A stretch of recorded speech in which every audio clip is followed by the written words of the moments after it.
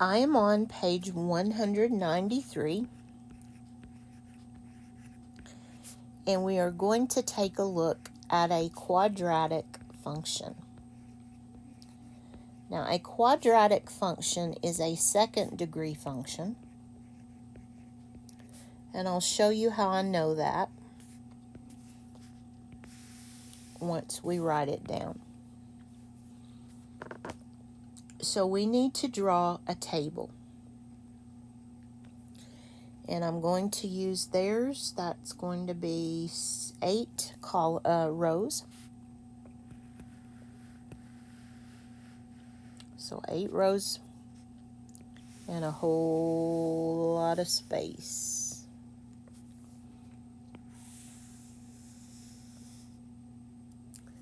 And then everything is going to be dominated by the domain, by the x's, by the independent variable. This is what I'm choosing to put in. So the x's are going to be -3, -2, -1, 0, 1, 2, and 3. This is a function, or it will be, because all of the x's are unique and different. No duplication in the domain. Okay, so here is our function, and I'm going to leave a little bit more space on this one. You'll see why when I write the function in. So we have f of x, which remember means the same as y, equals x to the second power minus 4x plus 5. And because of this little 2 right there, this is a second degree function.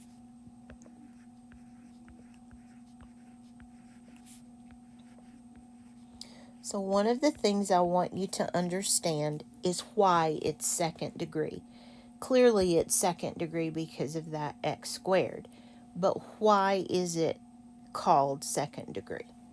So this will help explain that.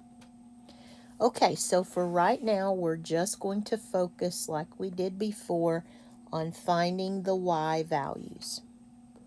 And that is, I'm coloring blue for these tables so far, so I'll just stick with that pattern. And we will work these functions through to find the values of y. And we've done these, I just did them below on paper instead of in this little space. So f of -3 will be -3 squared minus 4 times -3 plus 5. So that's going to come down to be 9 plus 12 plus 5 equals 9 and 12 make 21, plus 5 is 26. Now let me just run that through my calculator. 3 negative to the second power plus 12 plus 5. Yes. Don't miss this because you don't take the time to use the calculator. Okay, so then we do it again using f of -2. So I have -2 squared minus 4 times -2 plus 5. So I'm left with 4 plus 8 plus 5. So 12 plus 5 is 17. Then f of -1 will be -1 squared minus 4 times -1 plus 5. So this will be +1 plus 4 plus 5, and that is 10. Then f of 0 will be 0 squared minus 4 times 0 plus 5 will be 0 minus 0 plus 5, and that is 5. Then f of 1 is 1 squared minus 4 times 1 plus 5 is 1 minus 4 plus 5, and that is going to be 2. Then f of 2 is 2 squared minus 4 times 2 plus 5. So that's 4 minus 8 plus 5. And that will be negative 4 plus 5 is 1.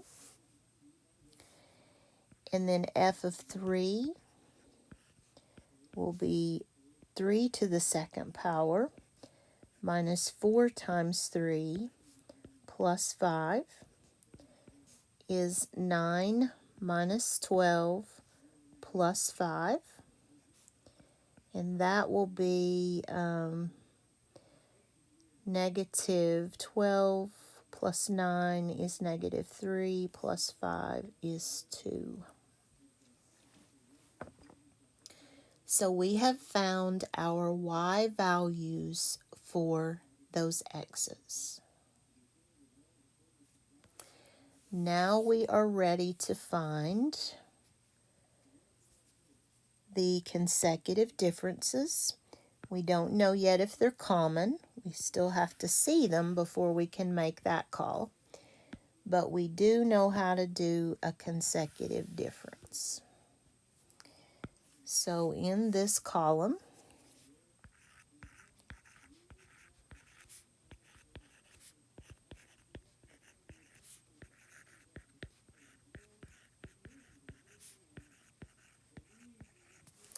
let's start the process. So 17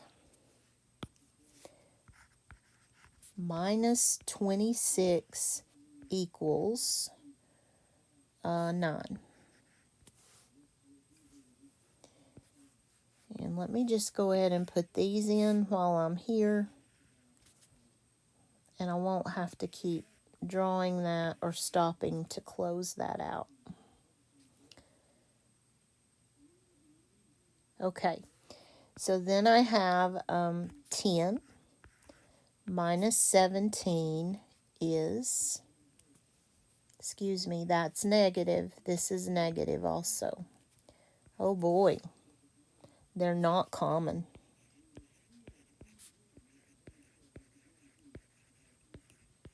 It's okay, we haven't messed up.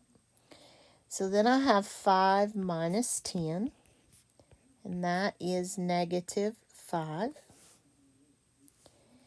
And then I have 2 minus 5, that is negative 3. And then I have 1 minus 2, that is negative 1. And I have one more. 2 minus 1 is positive 1. So we can say that the first consecutive difference, and I'm going to abbreviate now, CD, is not common. And I want you to go ahead and put the word because there. And we'll come back and answer that in just a second. So the first consecutive difference was not common. And what that means is that we're not finished. We have to do something else. And that's what that last column is for. So what if I go ahead and do consecutive differences again? So instead of consecutive difference there, we're going to do the same thing again.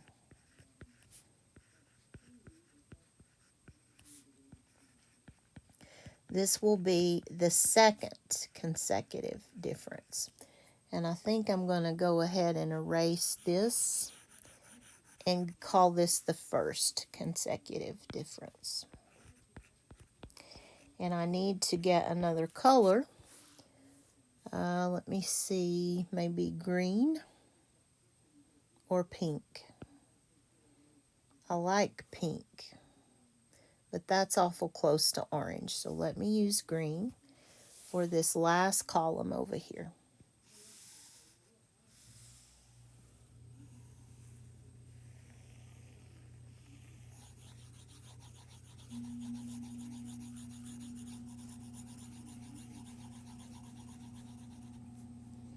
All right, so here we go. Remember, for consecutive difference, you start with the 1 down here. So we have -7 minus -9. You will always be subtracting because it's a difference. And that is going to be a +2. Then we have a -5 minus a -7, which will be a +2. Now we're cooking with gas. Then we would have a -3 minus a -5, and that will be a +2.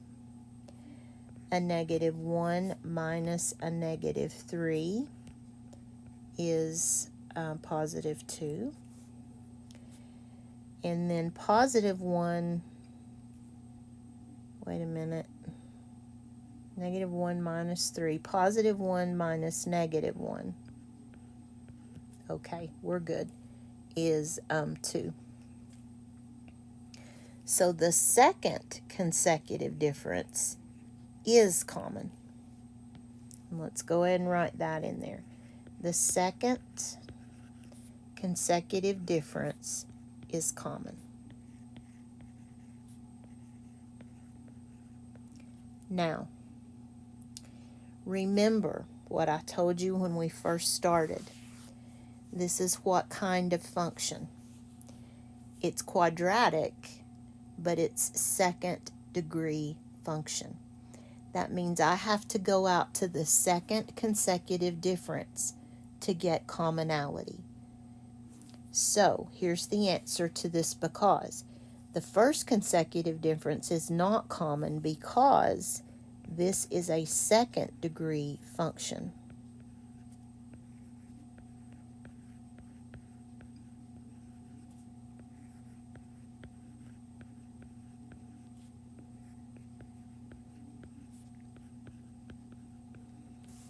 Okay, because of that little 2 right here, let me blow that up so you can see it. There was our function. Because of that little 2, we have to go out 2 consecutive differences to get commonality. Up here, we only had to go 1 consecutive difference because this was a first degree function. And how did I fail to color that on that picture? So, goodness, let me go back and do that. I just didn't do it for some reason. It is midnight. That could be one reason I didn't do it. I'm tired. I like to record at night because the telephone isn't ringing. I have to edit the telephone out if it rings. Okay, there is a quadratic function. And let me be sure I have told you everything I needed to. I believe I did. So I'm going to stop this video and then we will take a look at the next example.